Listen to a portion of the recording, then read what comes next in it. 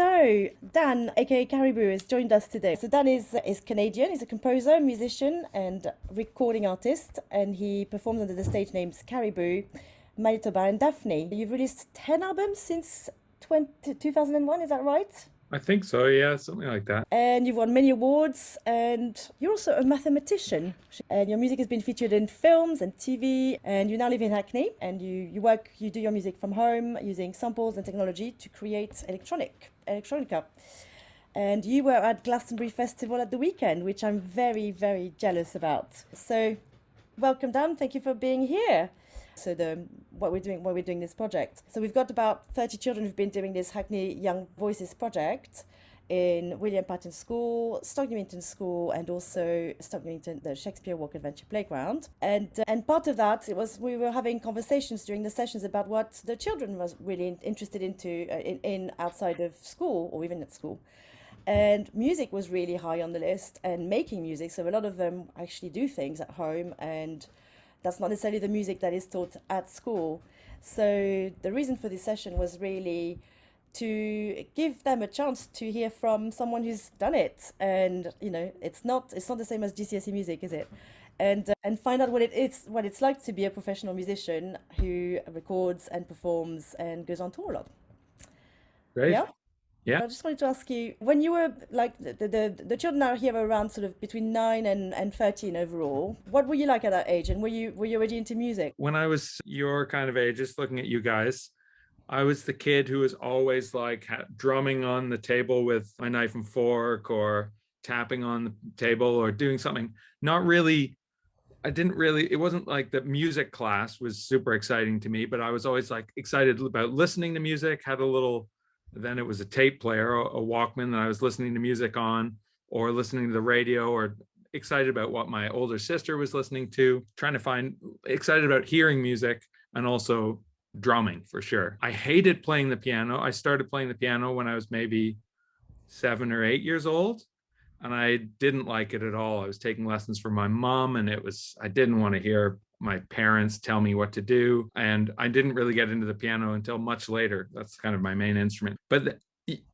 I could tell that there was even at that age, I was like, I want to be a rock star. I want to be in a band. I want to be making my own music. I want to travel around the world playing concerts. Even though I didn't really know how to do that or anything about that, I already had an idea that being a musician was fun and cool and something interesting to do. Did you what would your younger self think of you now? What would that young Dan think now that if he saw you now? I mean, I think he'd be appalled at how old I am and how old I look, for sure. But apart from that, it's funny. I've ended up doing exactly the thing that I wanted to do. So, and I had, like you said, I didn't study music at university. I went to university and studied maths. And so there was but music was always there. And when it started to be possible for me to make music be the thing that I do in my life, I was like, yes, that's what I want to do. And I never kind of doubted that. But there were a few different, I want to ask you guys what you like about music and what you want to do, because there were a few different phases. There was a while when I thought I was going to be like just a piano player, like play piano in a jazz band, or play, performing piano. But then in the end, most of the time I don't really play piano much at all. I spend my time making music on a computer. So it ended up being very different from what I expected in that way. So just say hi, everybody. Welcome. I'm Dan, by the way. yes, Ines, thanks for joining us as well. Oh, I see that Siri's got a question. Do you want to sort of say something? I just wanted to know, how many instruments do you know? Yeah, just the basic question. How many? Yeah, like it's a good question. And I learned piano. So piano's like my main instrument that I can play pretty well. I learned that for years and years, and I figured everything out, how to play it pretty decently. Then I taught myself the drums, and I never had lessons on the drums, but I can play drums well enough to get by in a band. And then I taught myself guitar. I'm not really very good at guitar. So those ones, and then biggest surprise for me is that I ended up singing in a band, and sing on my albums and I sing in concert. And I hated singing my whole life, and I always thought that I was terrible at it. And my sisters would make fun of me whenever I tried to sing. And so it's really funny that singing is an instrument. It's kind of the first instrument in some sense, the one that everybody has. And so I just took my first singing lessons like 2 years ago, but I've ended up, so it's piano, and then like synthesizer. So this thing behind me is a synthesizer. It doesn't look like a piano really, but it's got the same keyboard as a piano. And then drums, bass guitar, and singing. And I guess the idea is like, I just learned them enough to be able to use them. You don't have to be master every instrument. You just learn them to get the kind of sound that you want out of them.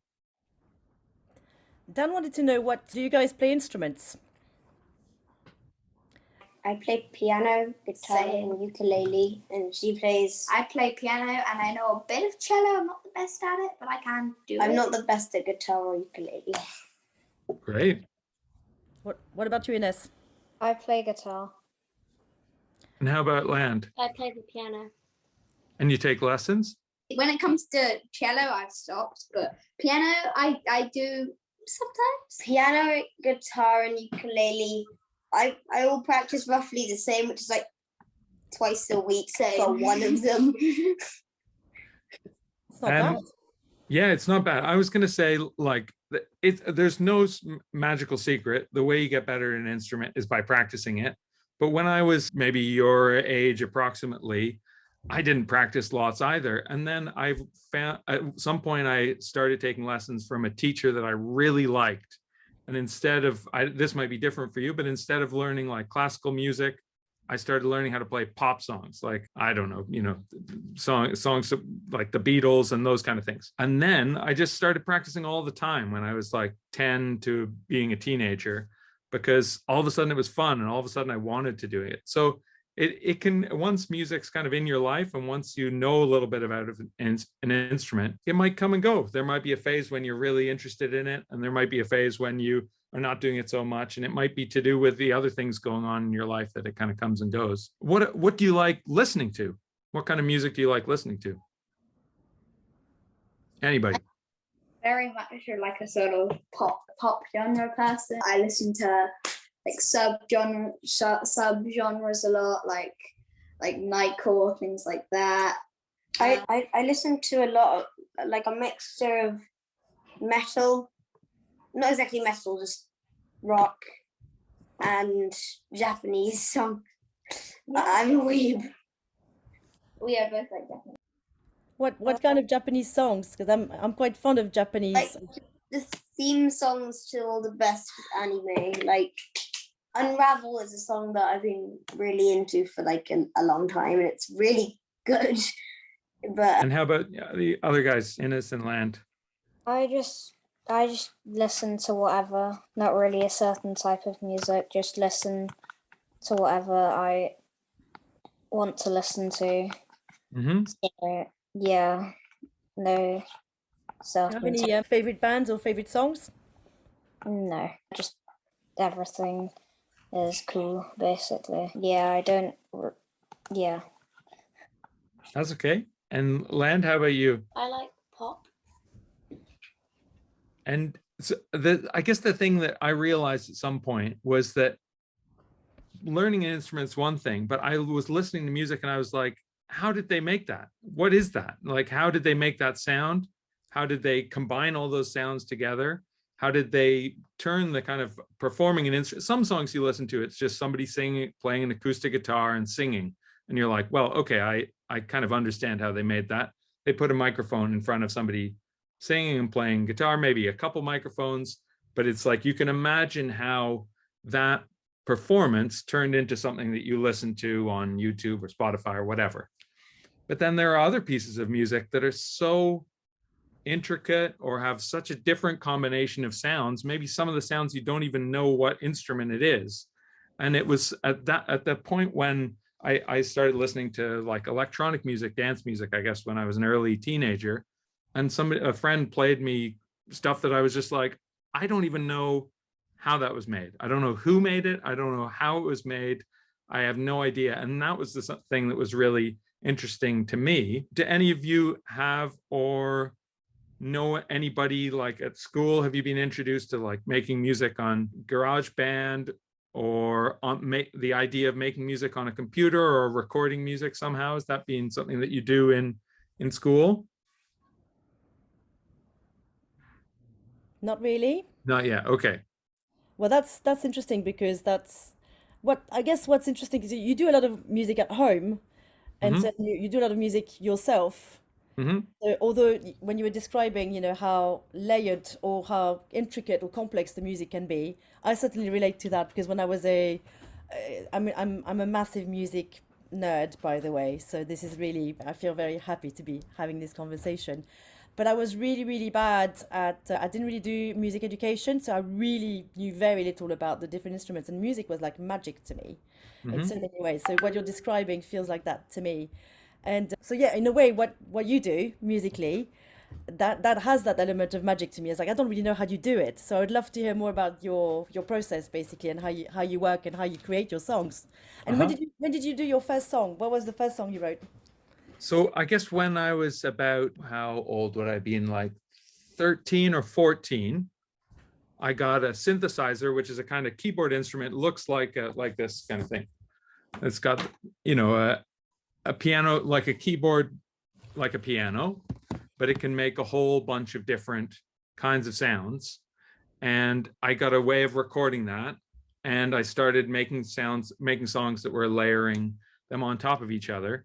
And I made a bunch of tracks that way. And I actually recorded them onto cassette tape. I made 10 cassette tapes, and I took them to school, and I tried to sell them to people at school for, a couple pounds. I tried to sell them to my friends and people. I made a whole album that I made by myself at home, and I tried to sell it to people, which was funny because I thought that was the way to like get started in the music business, was just by doing it, trying to sell it straight to people out of my. Did it sell well? Well, I only made 10, and I think I sold 8, and then I gave one to my parents for Christmas or whatever. But I don't know. If you it sold made 8, that's impressive enough. well, thank you for saying that.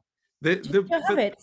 Do you I still guess have that recording? I have a copy of it. Yeah, that nobody's going to hear that anymore. But I don't have it here, so I couldn't play it for you. But the thing that was good about it was that it made me like do it. It made me do it and finish the things that I was working on. Sometimes a lot of people ask me when they get to the point that they're making music, and I'm just going to say I have some nieces and nephews who are in GCSE and take GCSE music and music technology, which I think sometimes are 2 different GCSEs and sometimes they're the same one.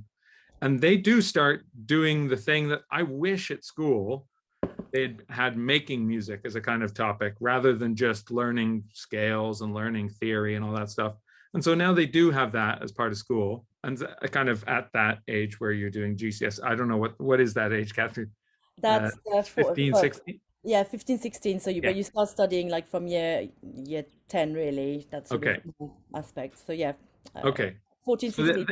like, because you were saying when I was a kid and I was doing music at school, it was like, well, this doesn't have anything to do with the stuff that I want to do myself musically. But hopefully now they're bringing that more, you can do things in school that would be, you could make pop music, you could make the kind of music that you're listening to, you could make music that sounds like something from a Japanese anime program or whatever in school. You could learn how to do that. And I was going to say also, making music is way easier now because you can do it on any computer. Really, you can make music on any computer. Often the software is either free or it's already on your computer. Like if you have a Mac, it's already in GarageBand, is already on your computer. And the thing that has also changed, so none of that was there when I started because I'm so old, but also now there's like a YouTube tutorial about everything, not only how to make music, but also how do you play this song on guitar? Well, look it up, and there's a YouTube tutorial telling you how to learn this song on guitar, on piano.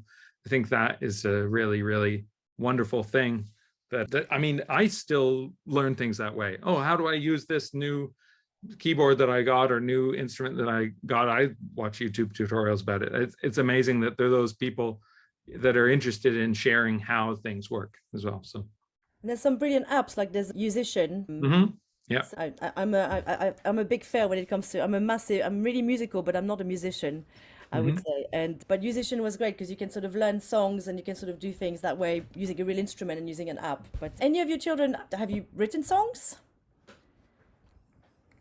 I would write like one or two, like I would write like a couple of chords for like songs, and I play them to my parents. And I don't think it counts.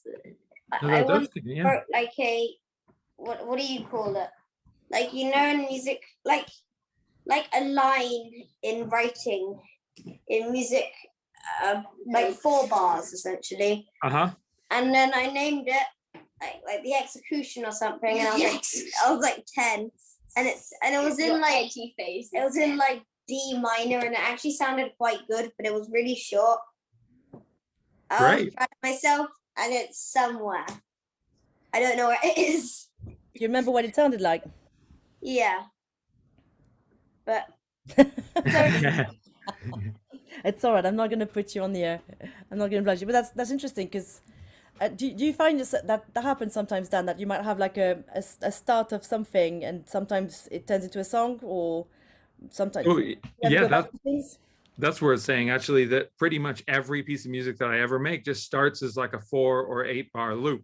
You know, just some chords and an idea of what the melody might be, singing, or maybe there's no singing, maybe it's just a beat and some chords or some sounds. And really, music, when you listen to music, pop music especially, it comes in kind of loops. You know, there's a loop that's the verse of the song, and there's a loop that's the chorus of the song.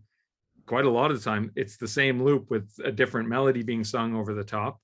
So starting small is actually really good, and how I still do it, and how we kind of humans hear music and think about music in a kind of looped, repetitive way. So yeah, the other thing I would say is, like, there's not a kind of separation between, oh, I learned an instrument but I could never write music, and then like Beethoven or whatever, Mozart on the other. This just kind of, you just try messing around, try playing. There's no right or wrong way to do it. So I'm just starting small with little ideas and writing them down or recording them on your phone or whatever is the way to get started. Brilliant. Hi, Nana. Nice to have you join us. So Dan, how do you get your inspiration? What inspires you, basically? How do you come up with your... I think that really varies, I guess. It can be from listening to other music a lot of the time. You know, I spend a lot of time just being a music fan and finding out about different music that I don't know about and thinking, oh, that's a really cool idea. I wonder if maybe it's the combination of the sounds, or maybe it's like a type of melody, or even the tempo, the speed of the song. That's really cool. What if I did something similar but different? And most of music happens in that way. You know, people hear something that they like, and they're like, well, I don't want to do well, sometimes you do an exact copy of it and to learn how to do it. But sometimes you think, well, how can I do it the same, but my own kind of take on it? The same idea, but a variation of that idea. And so a lot of the music that I make starts from hearing somebody else's music, or from just an instrument. You know, sometimes either just sitting down and playing and making something up on an instrument that I know really well, or getting a new instrument. For example, this is a new thing that I got recently that looks like it doesn't look like a musical instrument really, but messing around with something that I'm unfamiliar with sometimes is the best way to get a start. So like, if you're in the music room and there's a marimba or a drum kit or timpanis or whatever is in, or guitar, ukulele, whatever, or an instrument that you don't know at all, a flute or trumpet, picking it up and trying to get a sound out of it is a good way to get inspiration. I guess that's the other thing, that it seems like when you're learning music at a music lesson, it seems like, well, music's the thing that you have written down on the page with all the notes, and it's, you know, and then there's kind of the way we experience music, which is, it's basically just sound. When you hear music, it's just sound. And at some point I realized, well, those two things like overlap. Music is just sound that you like to hear, you know? So there's no reason you can't make a song that's all made out of forks banging on a table, or make a song that's made just out of people singing, or made, you know, any combination of sounds is music. So yeah, if you like the way that it sounds and if you like the way it's been organized. I love that. Len, you had a question, and Ines after that. Oh, that's what the hands mean. Okay, sorry. Do you play your songs with software or music first? I play them, so I start recording.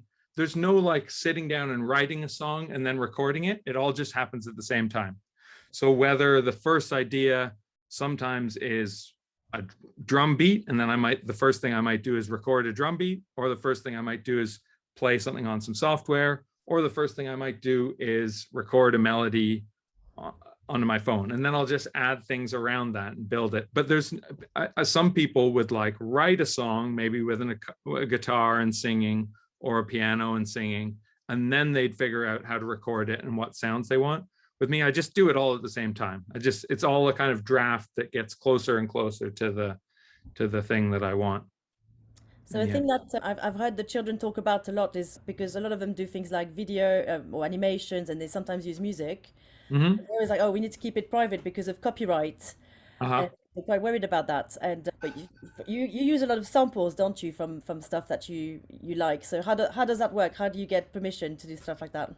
Well, I'd like to hear an example of what they mean, actually, because there's lots of, so I make music using other people's music quite often, sampling, take a loop from a old record or something and manipulating it, changing it. And I've released, sometimes if I want to put that out and kind of sell that music, I go back to try and find out who made the original song, and I get permission and pay them part of the money that is made by that song. But also there have been times when I've made music out of a piece of music that is completely lost. I can't find the original person who made it. I can't find who to contact to, and then I just put it out. I kind of have a far more free-form attitude to that kind of stuff. The world we live in is made out of people recombining the things that they hear. So for what do you have in mind? Like if you're making like a video that you're going to put on YouTube and you use somebody's song in it, you use like a popular song in it, is that the kind of thing that you're thinking about, whether you need to get permission to do that or not? That's my impression. But I So suppose if it's not commercial. Sometimes I think with YouTube, for example, you can do that, and it will just it will identify what song you've used if you're just putting the song without having changed it, and it will like pay a certain amount of money to the person who made it, so you don't have to worry about that.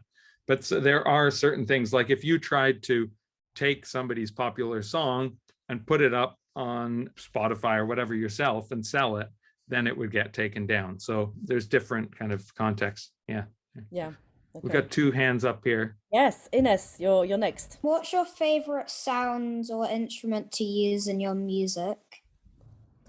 I think I've always been drums first, rhythm first. That's the thing that's the two most kind of the things that all humans have to do with music is a voice and a rhythmic, like hitting something to make a sound.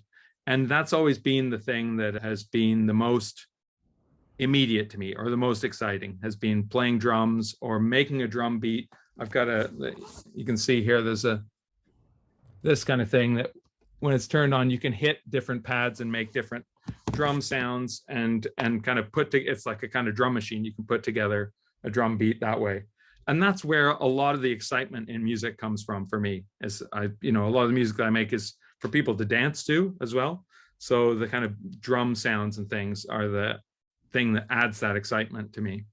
But the good thing is you don't have to choose, it's a combination of different things. You can have a really tough sounding drum beat like you'd hear in a kind of drill or rap or grime kind of track, and then you can have a kind of beautiful piano part or something dreamy over the top, and kind of have the combination of different things together. That's part of what makes some music sound unique, is the way they combine things from different worlds.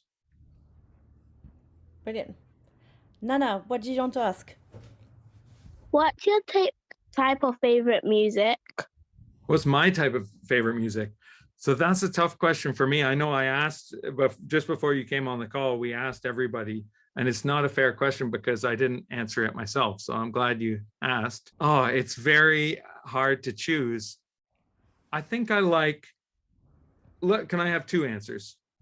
I like really songs that make you either really sad or really happy. When you hear music that has that kind of emotional feeling, like if you sing it or if you listen to it, it makes the hairs stand up on your arm or the back of your neck, or makes you want to cry, or makes you want to smile or jump around, because it's such a well-written song, because of the person who's singing it, because of that, all that. So it could be pop music, or it could be kind of folky music or soul, or anything that's basically a song, And then the other kind of music that I really like is dance music, like techno or EDM, or things that are very repetitive and don't really have anything to do with a song or making, like a kind of person singing or anything like that. What they want you to make you want to do is to jump up and down, dance around, because they're really repetitive and they're really rhythmic. So those are my two kind of, and the music that I make is kind of often putting those two things together,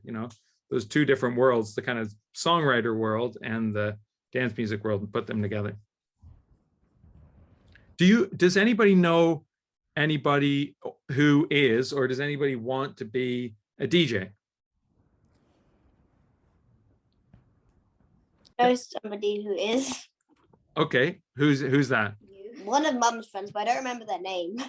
Okay, so that's one thing that I learned is in kind of the dance music world, or the electronic music world, or even the kind of rap and hip hop kind of world, is that I started meeting a lot of people who came to music not through, so a DJ just plays other people's music. They play a song or a track by one person, and then they mix it together with another one by another person. And that's how they kind of create something that people want to dance to. And I started to meet people who had got their way into making music, into being a DJ and into performing without ever having music lessons, without knowing the names of any of the notes, or having that kind of background at all. And then they started making music without ever having had those lessons. So that's another way into music, is by being a kind of music listener, and then a curator like a DJ, kind of combining different people's music together and using that as your way into getting into music. I know someone, their dad is a DJ. Yeah. Excellent. Yeah. So I mean, and that's that you can play all different kinds of music. You can play in all different kinds of places. Here's another question for you. Have any of you, when you're learning music on the instruments that you're learning, have you ever performed for somebody other than, say, your mom? Well, I play with my friends. I don't know if that counts. Yeah. But then I might also be playing at the school show this year. Fantastic. When you play with your friends, like, are you in a band, or do you play, are you all playing the same thing? Or are you trying to complement each other? How does that work? Yeah, we're in a band. Yeah, just like not really a band, but just get together on Fridays and like make up songs and stuff. Great. That sounds fantastic. Awesome. Isn't that like, that's interesting, because it's one of the big ways of getting to that as well, is basically jamming with people. I once performed with a crowd of, because back when I went to a music school, it's like a Saturday thing where you could do music stuff. There would be an entire group of people, and sometimes, like, this was a couple of years ago, at the end of the year, you would perform to the rest of the people who were waiting for their child to come back from their lesson, and I did that a couple of times. Awesome. Did you enjoy it?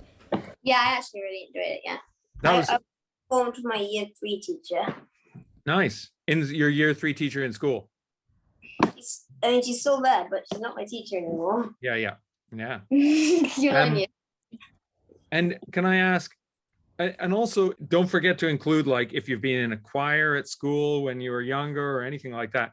I was in the boys choir, which was it's like they have a girls football club, or not a club, but basically, because none of the boys wanted to do choir, they Yeah. made boys choir where we got to choose rockier songs, and I was in the boys choir for a year before it ended.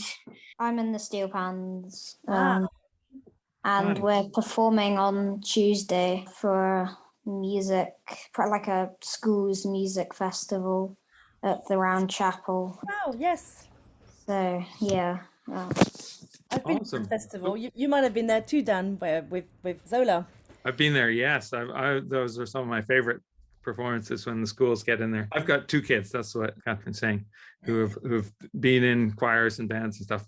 So we've got some seasoned performers. Did anybody who perform or land, if you were about to perform, do you get nervous? Do you get are you worried about playing? Do you get that feeling in your stomach where you would be embarrassed to sing or play, or when you try and play the piano part that you know so well, it all kind of falls apart when you're trying to perform in front of somebody? Anybody had any of those experiences?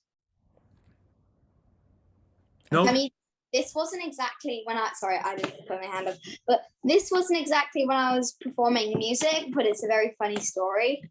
See, I was very underprepared for this talent show a couple of years ago. I don't know if anyone remembers it, but it was like the summer fair, and I wanted to do a puppet show, and I didn't practice at all. Like, I practiced a little bit, but not enough. And I went up there with all my toys and everything put in like place, and I ran off the stage immediately. Like, I had much too much. So I couldn't do it. You Yeah. saw as well. It's a good way to learn. Like, there's once you get up there on stage, there's nowhere to hide. You know, you either realize, oh wait, I haven't prepared for this enough, or you think, okay, I think this is going to be okay because I've prepared for it. Lan, do you have any experiences when you've played an instrument in front or sang or anything in front of even family and felt nervous or felt good about it? Yeah, because my piano teacher, everyone who she teaches, like once a year they go in like this church and everyone like plays their piano piece, and I played that. And how did it go? Did it go well, or did nerves get to you? Yeah. It went well? Yeah. Okay, good. Sometimes That's it's a good. combination of both nerves and being prepared. Like, nerves are not always bad, are they? And how do you feel, Dan, when you're performing? Because I was going to want to come to that, because so you do a lot of music in your sort of own space, but you also do a lot of touring, don't you? So Yeah. you've been touring, obviously with COVID, there wasn't much of that, but Yeah. you've done a massive return to the stage this year, haven't you? Yeah, so I guess I've been playing concerts for about 20 years. And so last weekend at Glastonbury, we played to a big crowd, maybe 20,000 people, something like that. Wow. And people always ask me, do you get nervous? And I definitely used to. I used to get really nervous about shows. And now I'm happy to report that it's just stopped. I've done it so many times and got so used to it that I just never get nervous, no matter how many people. Actually, I'd probably get more nervous playing to one person than to a crowd of people, because the one person, when you play to one person, they're right there watching you. You can see you're wondering what they're thinking. When it's a whole bunch of people, you can see that mostly people are having a good time. And, in fact, this is a good story, actually. So we played Glastonbury on a big stage, and halfway through one of our songs, the cable that goes all the way from the stage to the speakers broke. Not our cable, the festival's cable. And we were in the middle of playing. I was playing drums. There was another drummer playing drums and people playing instruments, and the sound just completely turned off. And it was like that for about 8 minutes. Oh my God. Yeah. So this is not supposed to happen. And definitely not at like the biggest music festival in the UK or one of our biggest gigs. And so we were like, what do we do? And this is one of the times when you think, okay, well, we've played so many shows. I must have played 1,000 shows at least. Well, this is what all this experience goes towards. A moment like this, when something unexpected happens. Music is like that. Live music, things go wrong. And so we just kept playing drums, playing louder and louder, because people could hear the drums, at least in the front. They could hear the drums, because drums don't need to go through a speaker. They're loud just from hitting them. And the crowd started cheering and cheering and cheering. And so we played for a while, and then we stopped that. And that kind of kept people on our side. Because, on a concert, you're trying to win people over as well. There's like, you're trying to get a rapport with the audience, get a connection with them. And then we ran off stage and said, okay, what are you guys doing to like make this, to fix this again? And they found another cable. And when we came back out after that, 8 minutes of silence, which is like the worst possible thing you could have at a show, pretty much, the crowd was so even more excited. So sometimes things going wrong actually works in your favor. It kind of got everybody really to pay attention. What is happening here is unexpected, and it kind of got people on our side. So yeah, so don't worry. When you're doing your, you know, your recital or performance and you play a note wrong, just think, well, I remember that guy, that weird guy on Zoom who played like a huge show and it went completely wrong and it was fine. So yeah, don't worry if things go wrong. Happens. When you start making music, you got to think, I've got to pick a name. You know, if you're going to start putting out music, you have to think of a name. And the reason that I chose Caribou was because it's an animal that lives in the cold, wintry climate. And I'm from Canada, which is a cold and wintry country. I mean, there's lots of caribou in Canada. So that was why I chose that name. And going back to the when did you have your, when was the moment that you went from, you know, being an aspiring musician? Yes, that's me. A few years ago. Where was the moment that changed between you wanting to be a musician and being a musician? Well, I guess there's a few different moments. Here's how, because a lot of people, when they start making music, they think, well, how do I get it out to people in the world? Now you can upload it onto YouTube or upload it wherever you want, but that doesn't mean that people are going to listen to it. So there's a lot of people making music, and a lot of people ask me, that's the most common question, like, how do I get my music out to people? I've made this music. What do you think of it? How do I get it out to people? Well, for me, it was actually, I went to a music festival that had people playing that I liked. At this point, I was 21 or something like that. I went to a music festival by myself and went up to one of the performers that had just come off stage whose music I really, really liked. And I started talking to him, and it was a weird thing to do. I didn't know anybody else there, and I just started talking to him. And he's become one of, if not my closest friends. His name's Kieran Hebden, and he records so he was already started in the music business, and he basically helped me. So I sent him the music that I was making, and he helped me get it to a record label that then put the music out. And so it's about music is like a social thing. I'm so glad some of you are playing music with other people, because even though I record so much by myself, music, the way you learn the most is by doing things with other people. And even if you're making music by yourself, talking to other people who are also making music about what they're doing and how they do it. And I still do that endlessly, learn from what other people are doing, learn from being with other people, making music and playing music with other people. And also just in a practical way of making a kind of connection, making a scene of like if you start a band with other people, it's such a great thing to do. You kind of learn together what kind of sounds you like and sounds you don't like, what kind of how to do everything together. And working, because when you're playing live, then you're working, it's quite different from making music at home, because you're working with others, so you have to sort of bring that together. So I always liked both things. I like working by myself because then nobody can tell me what to do, and I get to make all the decisions myself, and it's all up to me. But then I also really like collaborating with others and playing music together. And that's what when we play, there's 4 of us playing in the band, and it's been the same people for decades, years and years and years. So we know each other really well. And there's a pleasure of like being really good at playing together with other people. Brilliant. What do you find, what's a difficult thing? What do you find difficult in what you do in your job? That's a good question. I mean, I feel like I am pretty lucky, I should say that. I've been able to keep this, because when I started, well, let's say when my first piece of music came out, that was like such an exciting moment. I'm like, I'm a real musician. This is like, it's out there in the world. There's even people probably listening to it somewhere, maybe, even though it's like only a few people at the start.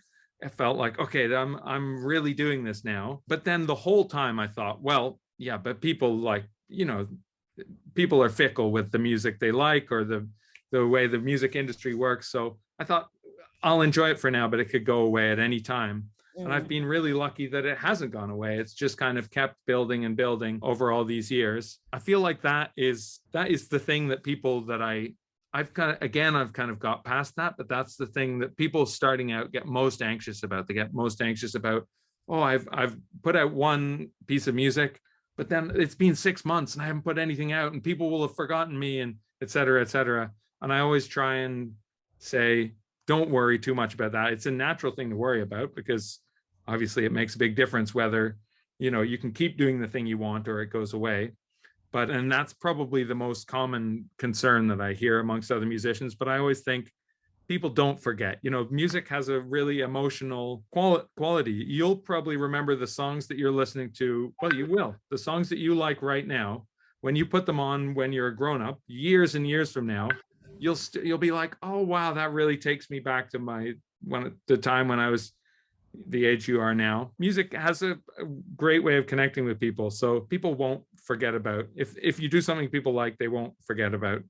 I wanted to ask you, that's the craziest thing or the best thing or the most unexpected thing that's happened to you as a musician? What's the thing that you never thought would happen in your life and that's happened because you're a musician? Okay, that's a good question. I guess the thing that's made it, this isn't just one thing, but so for example, I've had moments where I'm doing, it's kind of a job also that you do every day. And then we'd be playing a festival on a mountain in Japan, and the sun's coming up to a big crowd. And I just stop and I think, wow, is this really happening? And I think that's one of the main things, is that music allows you to travel and meet people as well. So we've played in 50 or 60 countries around the world, and we've got to travel all over the place, playing with other musicians, meeting people. Those have been some of the most special experiences, is that it goes from this thing that you do by yourself. Maybe you're practicing your scales at home, or you're learning how to play chords on a guitar. And if you follow that path, it can lead out into the world in this big, amazing way that connects you with people. So do you have a favorite place to travel to? That's a tough one. We have several places. So our best concerts are in Ireland. We did we played one of the first concerts back after COVID was done in Dublin, and we walked on stage and we couldn't even start the show because people were just cheering and going crazy. And I was like, we were just standing there. Partly, of course, I mean, this is another big thing, is that concerts weren't allowed to happen for 2 years. So there was this kind of release of people being so excited about it. But that was a really lovely experience Irish audiences are always amazing, but so are all over the UK. I think getting to go to anywhere in Asia, we've played in Taiwan, Japan, China, Singapore, Hong Kong, places that I never thought I'd even travel to necessarily in my life. So yeah, we've been very lucky. That's amazing. Thank you. I think I could ask many other things, but then it all become about my curiosity. So I'm gonna stop now. Children, shall we just say thank you to Dan for the session today?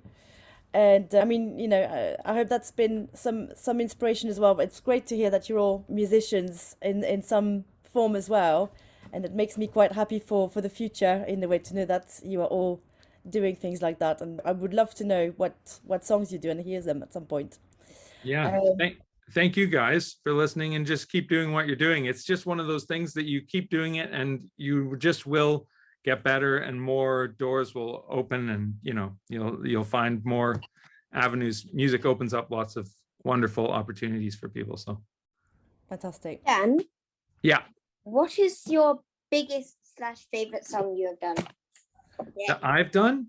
So the most popular song that I've recorded is called Can't Do Without You. And it's some bands don't like their most popular song. There are some bands that refuse to play a song that people really like from the past. But I really like playing that one because it's the song that makes people the most excited when we play it. And they all put their arm. It's a song about love and connection and friendship and stuff. So people are all hugging each other and dancing, and it's just so nice to get to play a song that makes people happy. What's your favorite song that you made? My favorite song that I made. Okay, I guess that's kind of a different question. You're right. Maybe one. It's hard. It's tough to choose. Maybe one called Silver is one that I think, because sometimes you're like, how do you do that? and you try to do something and you feel like I almost got it, it's good enough, but it didn't quite work out. And that one, all the pieces just really fit together really well. So Brilliant. Well, you know what to do is go and turn on Spotify and listen to Can Do Without You in Silver. I'm going to do that for sure. So there you go. Thank you so much. It's such a pleasure, and I think it's brilliant to sort of get, sometimes we, as you say, you hear the music, you don't necessarily know the different parts. Oh, Siri, you've got something else you want to say. You can never stop. Yeah, I know this is near the end, but have any of your shows, like, have you ever needed, like, has any of, I'm just trying to say, has any of your team members ever been, like, sick very, very near your, like, show? oh, this is a good way to end. So here's a good story. We were in Australia, and we went into a grocery store in Perth. Perth is a city very far away from anything. There was no fresh fruit or vegetables. The only vegetable that I could see was a sweet potato. You know what I mean? Like a kind of orange sweet potato. And I thought, well, it looks like a carrot, so I can probably just eat this like I would eat a carrot. Do not ever eat sweet potatoes or potatoes. They are poisonous until you cook them. So I ate this thing and it tasted quite nice. But then I had the most terrible diarrhea for a week. I was just pooing myself everywhere. Well, not pooing myself, but I'd have to run to the toilet all the time. And we had a show every single day. So that was a very, very close call. I would have to, I made it through all the shows, but how? Well, yeah, by not eating anything, basically. Yeah, by not eating anything and running off stage to the toilet whenever I needed to. So yeah, we've all been really sick at different times. It's actually a really good question. Happens to musicians all the time. They lose their voice when they're singers. They, break their leg and have to play concerts. They do all, so it's something that you have to deal with too, What do you do if you need a wee in the middle of a gig? So the funny thing about that is that you think you're going to need a wee. Maybe you've had this experience with other things as well. You're like, oh, I really should have had a wee before the show. Oh, I don't know if I'm going to make it to the end. And then you just start thinking about other things. And then all of a sudden the show's over and you're like, oh, wow, now I really, but you forget about it. It's somehow your body manages to just push that to the background and you don't think about it. So don't worry about it. Aspects of performing, Yeah. That's quite interesting. Brilliant. Thank you so much. Okay, we're going to let you go. Thank you so much. I feel like I've learned quite a lot, and I loved having the session. So thank you so much. Nice to talk to you guys. Goodbye. Bye. Bye. I'm glad we met you. Bye. Bye. Thanks, guys. Right, we just need to press the leave. Press the leave button. Bye. You're not pressing the leave button. It's not. Bye. You were good at music. Thanks, Captain. That was great.